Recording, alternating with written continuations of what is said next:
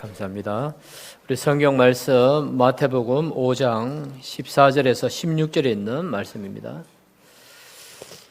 마태복음 5장 14절에서 16절에 있는 말씀, 제가 한 절 읽고 여러분 한 절 읽고 16절은 다 같이 한 목소리로 읽도록 하겠습니다.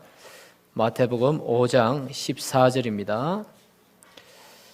너희는 세상의 빛이라. 산 위에 있는 동네가 숨겨지지 못할 것이요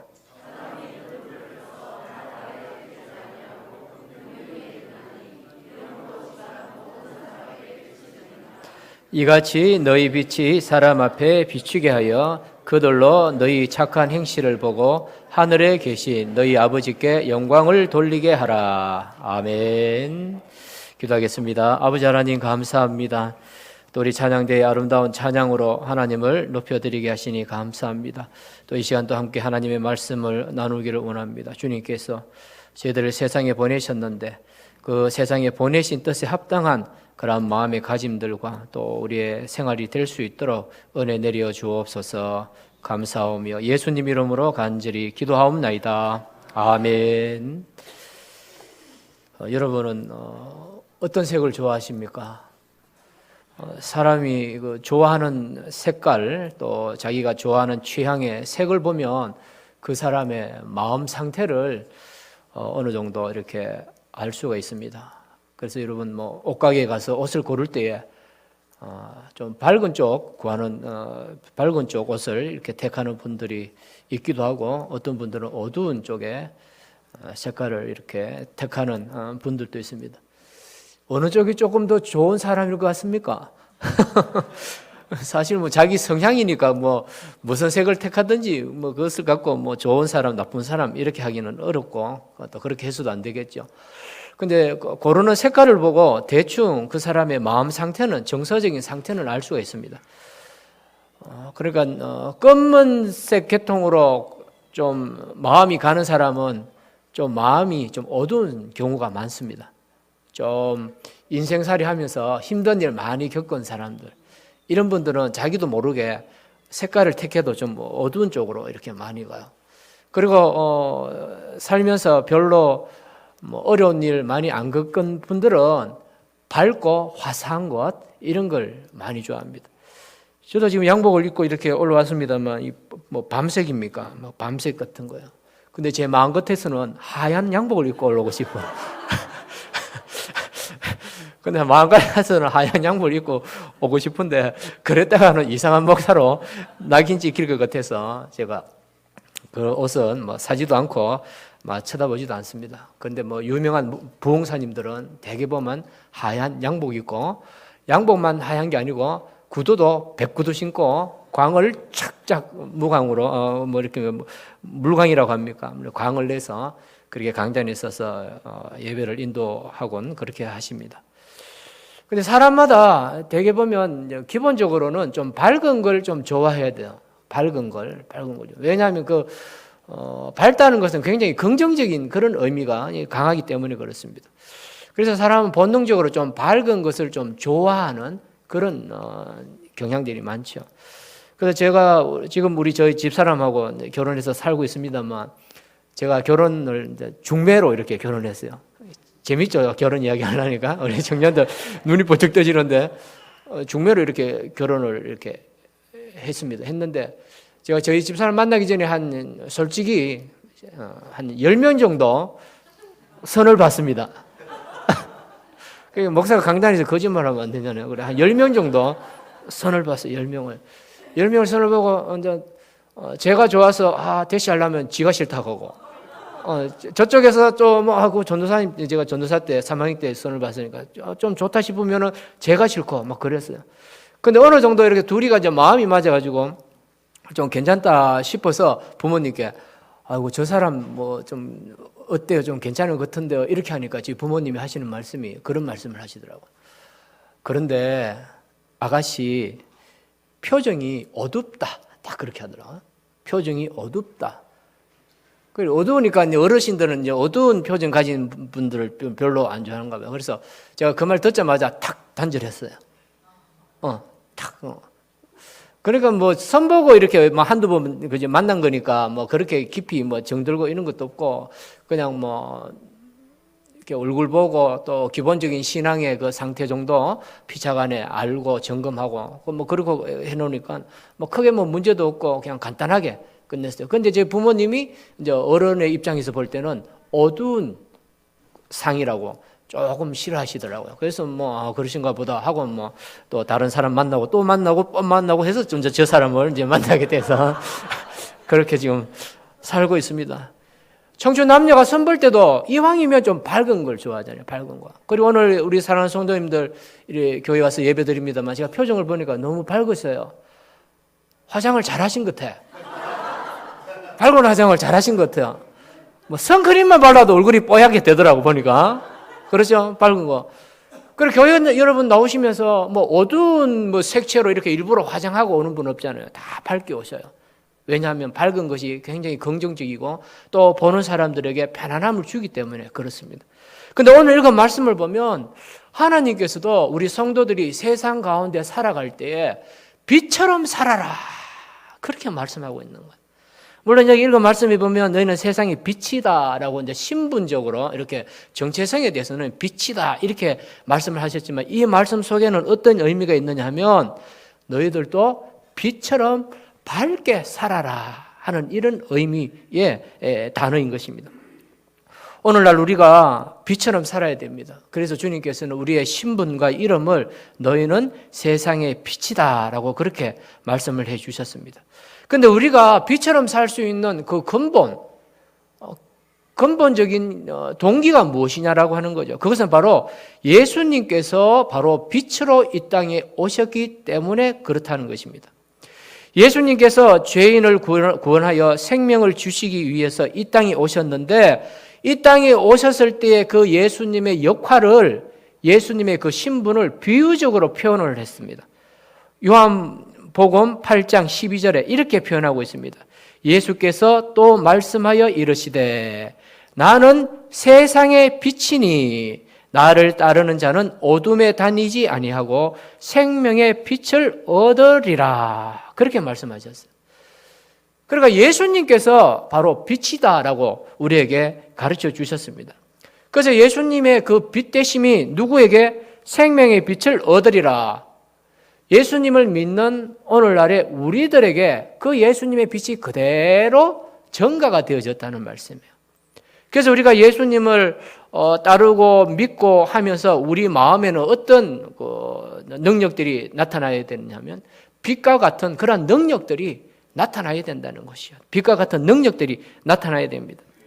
빛은 어디에서 효과를 봅니까? 빛은 그렇지 어두운 데서 빛은 효과를 봅니다.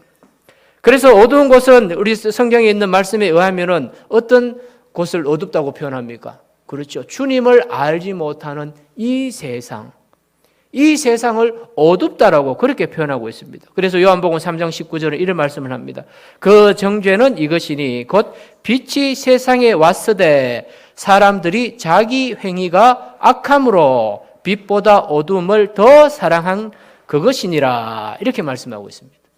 그러니까 예수님을 알지 못하는 영적인 상태, 예수님을 받아들이지 아니하는 또 예수님을 거부한 그 세상과 그 사람들을 비유적으로 무엇이라고 표현하냐면 어두움이라고 그렇게 표현하고 있는 것입니다.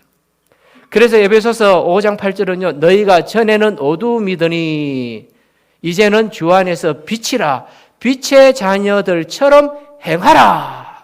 그렇게 분명하게 우리에게 말씀을 하고 있는 것입니다. 우리가 예수님을 알지 못하면 우리 마음대로 살면 돼요. 우리가 예수님의 복음을 알지 못하면 우리 마음대로 살면 됩니다. 우리 사사기에 있는 말씀에 의하면 자기 소견에 옳은 대로 행하면 돼요. 그 자기 자신만 그렇게 살면 되는 거예요. 그런데 우리가 예수님을 알고 난 뒤에는 어떻게 살아야 되느냐? 빛의 근본이신, 빛의 권원이신 예수님과 같은 삶의 모습으로 우리가 살아가는 것이 바로 빛된 삶이다라고 하는 것입니다. 그래서 에베소서 5장 8절에 금방 읽었습니다만 주 안에서 빛이라 빛의 자녀들처럼 행하라 그렇게 말씀하고 있습니다. 오늘날 많은 성도들이 세상 속에 살면서 예수님을 믿는다라고 하면서도 우리가 빛이라고 하는 생각은 별로 안 하고 삽니다. 이 무슨 말씀이냐 하면 나는 예수님을 믿는다. 나는 하나님의 아들이다. 나는 하나님의 딸이다. 나는 지상교회 교인이다. 이것은 다 답을 잘해요. 그런 생각은 다 갖고 있어요. 다른 지역에 가서 다른 교인들하고 교제할 때도 자기 소개할 때 어떻게 소개합니까? 저는 지상교회 출석합니다. 저는 지상교회 권사입니다. 저는 지상교회 집사입니다. 이렇게 소개하잖아요. 그렇게는 소개하면서도 뭐라고 하는 의식은 없느냐? 나는 빛이다라고 하는 그런 생각은 별로 안 하고 산다는 거야. 과거에 제가 사역하던 어떤 교회에서 저녁에 갑자기 연락이 왔어요. 갑자기 연락이 왔어요. 여자 집사님인데 목사님 큰일 났습니다. 저희 남편이 갑자기 위독해서 지금 종합병원 어느 병원에 대학병원에 응급실에 갔습니다. 목사님 빨리 오셔서 기도 좀 해주세요. 그럼 무슨 일인가 싶어서 교통사고가 났나 싶기도 하고 그래 쫓아갔습니다. 쫓아갔더니만 그 여자 집사님 남편분이 맞아서는 안 될 걸 마신 거예요. 또 혹시나 또 우리 어르신들 중에 또 그런 또 모방하실까 봐 그 말씀을 안 드립니다. 맞아서는 안 될 걸 마신 거예요. 마셨는데요. 가보니까요. 손끝도 그렇고 눈알도 그렇고요. 눈안도 그렇고 전부 거무스리하게 다 변했더라고요. 거무스리하게 다 변했어요. 그러니까 사람 눈으로 이렇게 볼 수 있는, 확인할 수 있는 그 신체 부위들이 다 거무리하게 다 되어 있어요. 손톱 위에 여기도 거무스리하게 되어 있고 눈알도 거무리. 대충 우리 어르신들 뭐 마시는지 대충 감 잡을 거예요. 코카콜라 아닙니다. 그럼 코카콜라 먹었다고 끊게 되는 거 아닙니다. 그걸 마신 거예요. 그걸 어떻게 돼서 이래 되냐 하니까 저녁 먹고 대판 부부싸움을 했대요. 돈 문제 때문에 대판 부부싸움을 하고 남편이 밖으로 쫓아나가더니만 나가가지고는 한두 시간 있다가 술이 취해가지고 들어왔다는 거예요. 술 취해가지고 건드려 만들어 이러고 오더니만 밖에 나가서 또 마루에 걸쳐 앉아가지고는 또 뭘 하나 마시더라는 거예요. 그래 뭔가 싶어 또 술 먹나 보다 싶어가지고는 또 술 뭐 해요 하면서 이렇게 잔소리하고 그랬대요. 그러고 앉아 있으니까 밖에서 바득바득거리고 소리가 나고 좀 이상한 소리가 나는 거예요. 그래 뭔가 싶어서 나갔더니만 달달달달 떨면서 그래 하는 거예요. 그래 깜짝 놀라가지고 119 부르고 옆에 있는 아저씨들 옆에 있는 집에다가 고래고래 감춰가지고 주민들이 와가지고 앰뷸런스에 실어가지고 119 불러서 실어가지고 병원에 간 거예요. 그래 갔는데 한 대여섯 시간 뒤에 돌아가셨어요. 결국은 대여섯 시간 뒤에 돌아가죠. 큰 병원 대구에 있는 큰 병원에서 치료를 받아 응급실에 가서 치료받는데요. 호수 꽂고 뭐하고 다 하더라고요. 그래 연락 받자마자 저희들 가서 두세 시간 같이 있었거든요. 있으니까 그 응급 처치하는 걸 다 봤어요. 그러니까 호수 입에다 넣어가지고 안에 들어간 거 다 끄집어내고 있는 거 없는 거 다 붙이고 이래 하더라고요. 근데 의사 선생님이 그래요. 안 된다. 힘들다. 너무 많이 먹었다. 너무 많이 먹어버렸다. 근데 중요한 거는 뭐냐면 그분이 예수 안 믿은 분이냐? 그게 아니라는 말이에요. 제가 말씀드리고 싶은 것은 그거예요. 예수 안 믿는 사람은 인생의 주인이 없기 때문에 인생의 참 주인이 누구인지 모르기 때문에 자기 몸 자기 마음대로 써도 관계없어요.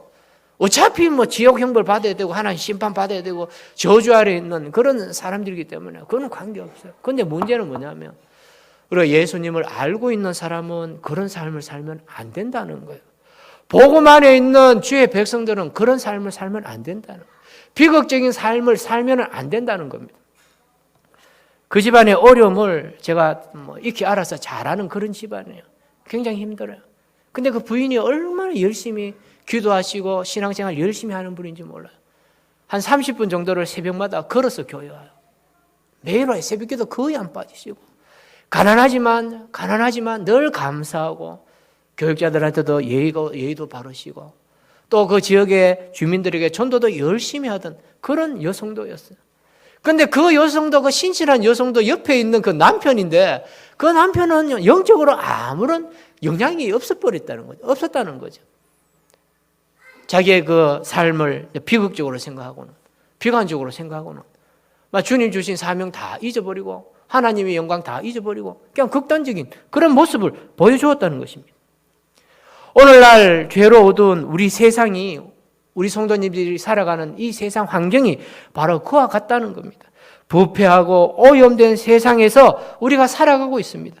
그렇지만 이러한 어두운 세상 가운데서도 우리 자신이, 우리 성도들은 빛이라고 하는 정체성을 분명히 하고 빛과 같은 긍정적이고 적극적인 사고방식을 갖고 살아가기를 주님께서는 원하신다는 것입니다. 어떤 어려움이 있고 우리의 마음을 아프게 하는 그런 일들이 일어나도 우리는 우리의 삶을 긍정적으로 보고 희망적으로 보면서 살아가야 됩니다. 물질이 많다고 여러분 과연 희망적이겠습니까? 그렇지 않습니다. 물질이 없다고 그러면 우리의 삶이 다 비관적일까요? 그게 아니에요. 예수님께서 산상수훈에서 뭐라고 말씀합니까? 어떤 사람이 복이 있다고 했습니까? 심령이 가난한 자는 복이 있나니. 믿으시면 아멘 하십시오. 심령이 가난한 자가 복이 있다 했어요. 가난한 사람이 복이 있다는 거예요.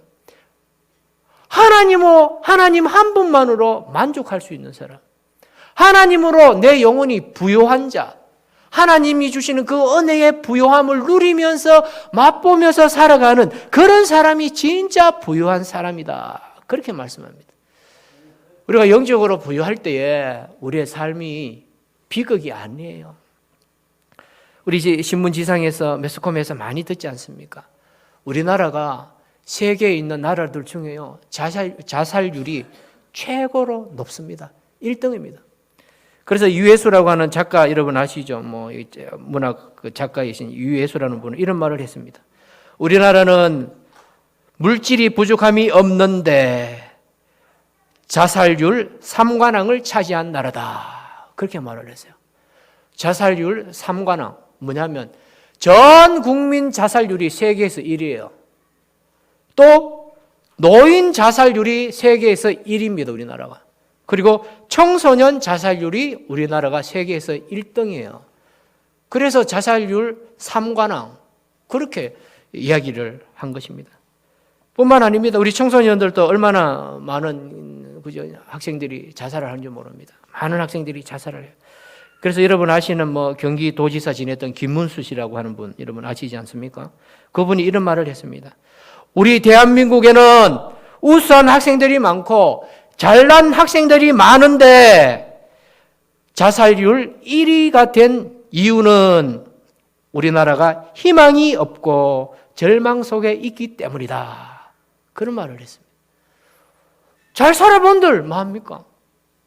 경제적으로 많은 것들을 누려본들 뭐합니까? 무엇이 문제입니까? 영혼의 마음의 부유함이 없다는 거예요. 마음의 만족함이 없다는 것입니다. 우리의 인생에, 우리의 삶에 주인을 제대로 만나지 못했기 때문에 우리의 삶은 조금만 바람만 불면 비참해져 버리는 것입니다. 근데 놀랍게도요, 우리나라는 잘 사는 편이잖아요. 세계에서 경제 12위예요. 12위. 중국에서 얼마 전에 한 달 정도 됐습니까?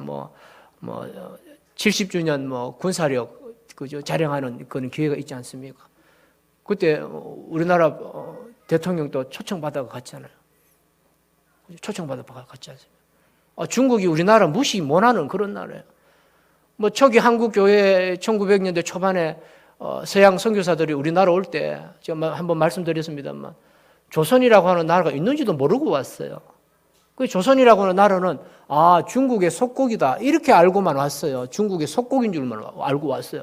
근데 와보니까 중국 그 대국 옆에 조그마한 나라가 하나 있는데 얄궂은 민족이 하나 있는 거야.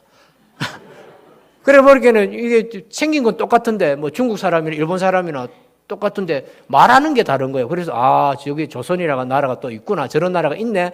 안 됐다. 쟤네들한테도 복음을 전해야 되겠다. 이래서 선교사들이 카나다, 미국, 영국, 그죠? 독일 이런 데서 선교사들, 호주 이런 데서 선교사들이 와서 복음을 전거했어요. 우리나라 별 것 없었던 그런 민족이지 않습니까? 근데 우리나라가 지금 세계 10위 강국이 되어졌잖아요. 얼마나 뿌듯합니까? 근데 자살률은요, 세계에서 1위예요, 1위. 근데 놀라운 게 있어요. 뭐냐, 여러분. 세계에서 자살률이 제일 낮은 나라가 어느 나라겠습니까? 설마 북한 하면 안 됩니다. 여러분 잡혀갑니다, 잘못하면. 뭐 북한도 아마 자살률 많을 것 같아요. 왜냐하면은 탈북하는 사람들도 굉장히 많잖아요. 못 사니까 그런데. 근데 실제로 우리 세계에서 제일 자살률이 낮은 나라가 어디냐면 그리스입니다. 그리스 며칠 전까지 TV에서 그리스 떠드는 이야기 많이 들으셨죠?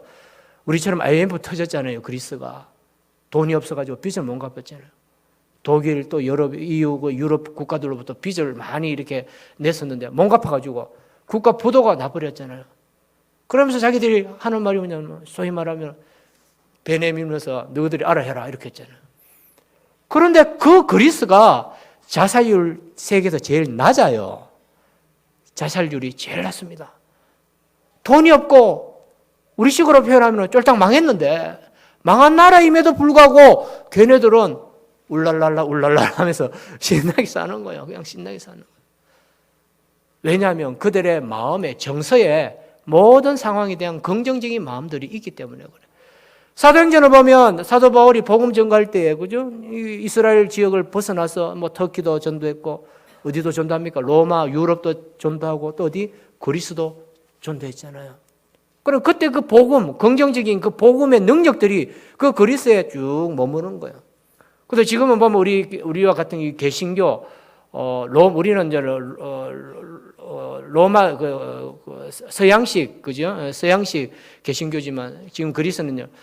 동방 종교회라고 조금 스타일이 좀 다릅니다. 우리가 믿는 기독교는 서방에서 발전되어진 교회의 그 어떤 그 모델을 그대로 넘어온 것이고, 또 이 그리스라고 하는 것은 동방 종교회, 기독교긴 기독교인데 이제 동방 종교회라고 하는 모습으로 지금 영적인 능력들을 발휘하고 있거든요. 근데 중요한 것은 우리의 그 뭐 외적인 그 어떤 가진 것에 의해서 우리의 삶이 밝고 어둡고 되어지는 게 아니라는 거야. 그런데 우리나라 사람들은 어디에 많은 영향을 받습니까? 그렇죠. 외적인 영향에 너무너무 영향을 많이 받는. 그 이유가 뭐냐? 우리의 마음의 정서에 기준을 제대로 잡지 못하니까 조금만 밖에서 바람 불면 휘칭 넘어가는 거예요. 그것을 보시고 주님께서는 우리에게 뭐라고 말합니까? 너희는 세상의 무엇이다?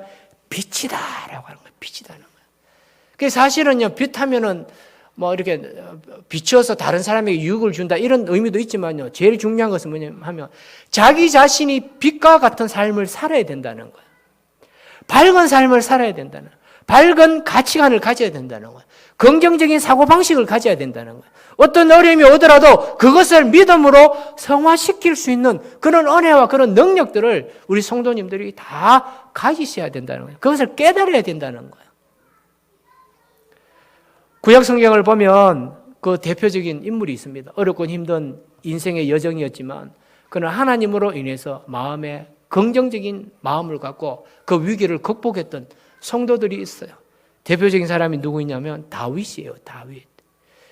다윗이 시편에서 그런 말씀을 고백하고 있지 않습니까? 자기의 인생을 어떻게 표현했느냐? 자기 인생을 그렇게 표현했어요. 내가 사망의 엄침한 골짜기로 다닐지라도 이렇게 표현했어요. 이게 뭐냐면 다윗의 인생관이에요.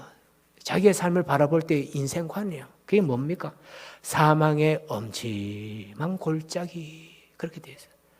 사망의 엄침한 골짜기. 여기 보면 사망이 엄침한 골짜기로 되어 있는데 이게 조금 분명한 단어로 표현하면요, 서울이라고 하는 지옥을 말하는 거예요. 지옥을. 그러니까 다윗은요, 자기 인생을요 지옥에다가 비유해버렸어요. 지옥 같은 인생이다. 지옥 같은 삶이다. 지옥 같은 인생이다. 지옥 같은 환경이다. 그렇게 고백했다는 것입니다.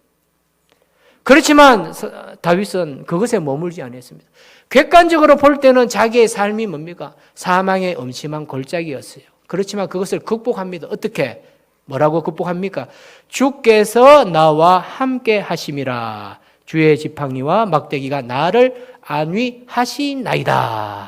믿으시기 바랍니다. 자기의 인생이 비록 사망의 엄침한 골짜기와 같았지만 누가 계시기 때문에? 하나님이 계시기 때문에. 주님이 계시기 때문에 나는 힘을 낼 수가 있습니다. 주님이 계시기 때문에 내가 이 어두운 골짜기에서 빠져나갈 수 있을 줄로 믿습니다 하는 그런 고백을 멋지게 한 것이에요. 이것으로 인해서 다윗은요 포기하지 아니하고 어떻게 합니까? 성성장구하잖아요. 이스라엘의 남유다 북이스라엘 합하면 약 40명의 왕들이 있었습니다. 그 왕들 중에 최고의 왕으로 하나님 앞에 인정받는, 또 후손들에게 오늘날 이스라엘 백성들 가운데 이스라엘 사람들 가운데서 가장 위대한 왕이 누구였느냐 물어보면 다 다윗이라고 말합니다. 다윗. 그 정도로 대단한 위치에 이르는 그런 사람이 되어졌습니다. 우리에게도 그런 어려움들이 있습니다.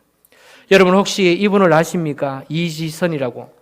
혹시 뭐 책이라든지 매스컴을 통해서 여러분 한번 보신 적이 있는지 모르겠습니다. 이지선, 우리 기독교 작가인데 안 뜹니까? 사진, 예, 저분입니다. 저분이 이지선이라고 하는 이 기독교 작가예요. 예수 믿는 작가인데 78년생이에요. 그러니까 만 36, 7 정도, 만으로 36, 7 정도 된 분이에요. 얼굴이 좀 어떻습니까? 좀 많이 흉측하죠. 화상을 입어서 저래요. 불이 나서. 근데 얼굴이, 지금 얼굴은 저런데요. 원래 얼굴은 이렇습니다. 예, 원래 얼굴이 이쪽이에요. 저한테는 반대입니까? 저는 이렇거든. 저는 이렇거든. 그렇구나, 이쪽이요. 예. 그 원래 좀 예쁜 얼굴이에요. 그죠? 저 때가 이화여대, 이분이 이제 이화여대 그 유아교육학과 출신이에요. 출신인데 저 때가 이화여대 다닐 때 그 사진이에요. 이화여대 다닐 때 사진인데 지금부터 한 15년 전에 오빠 차 타고 가다가 교통사고가 났어요. 교통사고가 났는데 교통사고 나서 차가 불이 붙어 버렸어요. 차에서 불이 나가지고 오빠는 차에서 탈출을 했어요. 남자가 되어놓으니까 뭐 이리 빨리 이래 해서 탈출을. 근데 안타깝게도 저 자매는 탈출을 못 했어요. 차에서. 그래서 차 안에서 거의 몸이 다 타버렸어요. 그래서 신체의 55%가 3도 화상을 입었어요. 그래서 3도 화상을 입었고 또 자기 이제 지금 사진에는 안 보입니다만 손도 엄지손가락 빼고는 다 녹아가지고 이렇게 덩어리가 돼버렸어요. 근데 그 이후에 한 40여 번에 40번에 걸친 수술을 통해서 지금 많이 좋아진 얼굴이 저 정도입니다. 근데 저 사고 난 게 참 억울한 그런 사고였어요. 소주를 5병 마신 사람이 음주운전하다가 저 차와 그죠? 오빠 차와 충돌을 한 거예요. 그래서 차가 불이 나고 해서 저렇게 되어져 버렸어요. 근데 저 사고가 났을 때에 사고를 낸 사람이 찾아와서 위로 한마디 안 했다고 해요. 근데 지금 와서 하는 말이 뭐냐면 그때 그 사람이 나에게 안 찾아온 것이 더 감사하다 그런 말을 했어요. 왜냐하면 만약에 찾아왔더라면 내가 얼마나 그 사람을 원망하고 나의 삶을 비관했겠느냐. 근데 그 사람이 안 찾아오니까 오히려 마음이 평하다 하더라는 거예요. 왜냐하면 내가 천재지변을 당했다. 어쩔 수 없이 당해야 될 사고 당했다 하는 그런 마음으로 마음을 가지니까 그래도 마음이 평안이 오더라는 거예요. 그래서 치료를 하면서 수술을 받고 또 자기의 뭉그러진 살과 또 다 타버린 그 뼈를 탁 입은 뼈도 다 보이더래요. 뼈도 다 보이는데 얼마나 비극이에요. 그래서 나는 여기서 삶을 마감해야 되겠다. 20대 그저 초반에 나는 삶을 끝낸다. 나 죽을란다. 그렇게 생각했대. 근데 그때에 자기에게 삶의 희망을 준 메시지가 있었대요. 그게 뭐냐면 어머니가 자기를 치료하면서 돌보시면서 하신 말씀이 너무너무 마음에 찡 와닿아가지고 그 말씀에 힘을 얻어서 그래도 지금까지 막 희망차게 살아왔다는 그 어머니의 말씀이 뭐냐면 아파서 치료받고 있는 신음하고 있는 딸 자기에게 곁에 오셔서 가지고 밥을 먹이시면서 이런 기도를 하시더라는 것입니다. 하나님, 이 밥 한 그릇 먹고 우리 지선이 타버린 살이 다시 돌아오게 해 주옵소서.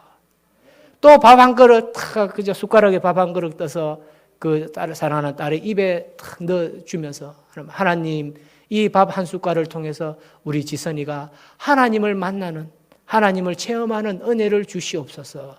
그렇게 기도하셨다는 거예요. 그게 자기 마음에 너무 찡하게 와닿아가지고 맞아. 하나님이 비록 나에게 이런 흉한 모습으로 만들어 놓으셨지만 분명한 하나님의 사명이 있을 거예요. 하나님이 나에게 이런 아픔을 주신 분명한 뜻이 있을 거야. 그렇게 깨닫고 새로운 삶을, 그죠? 새로운 희망을 갖고 열심히 지금 살아가고 있다. 그래서 이제 힘을 얻어서 이 자매가 마라톤 풀코스 국제대회에도 2번이나 참여했대요. 그래서 뉴욕 마라톤 대회도 참여하고 또 서울 마라톤 대회도 참여했어요. 여러분 42.195입니까? 그 먼 거리를요 2번이나 완주하면서 하나님이 아직까지 자기를 사랑하고 계신다.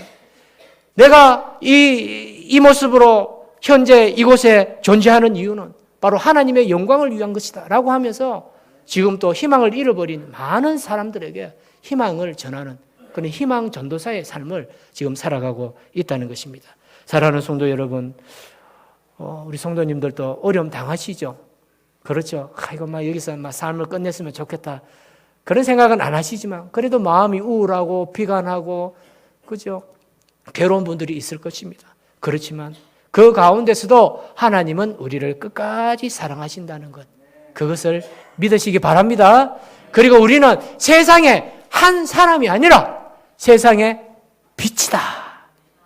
그렇기 때문에 우리는 빛처럼 살아야 된다. 긍정적으로, 희망적으로, 소망을 품고 살아가야 될 존재라는 것. 그것을 확신히 하시면서 하나님 앞에 빛된 삶으로 영광 돌리시는 모든 성도님들이 되시기를 주님의 이름으로 간절히 축원합니다. 아멘. 기도하겠습니다. 아버지 하나님 감사합니다.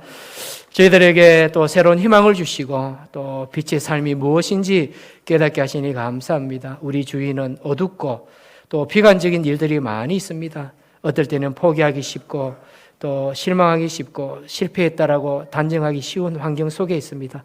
그렇지만 사랑하는 우리 주의 백성들 실망하지 않게 하시고 단정하지 않게 하여 주옵소서. 오직 하나님이 함께 하심을 믿게 하시고 하나님의 사명이 있음을 확신하며 주어진 삶에 충실한 주의 백성들 되게 하여 주옵소서. 인생이 어렵고 힘든 일들이 있습니까? 주의 이름으로 다 제거하여 주시고 주님께서 해결하여 주시고 하나님 한 분만으로 늘 만족하며 감사함이 넘치는 저희들의 삶이 되게 하여 주옵소서. 예수님 이름으로 간절히 기도하옵나이다. 아멘. 함께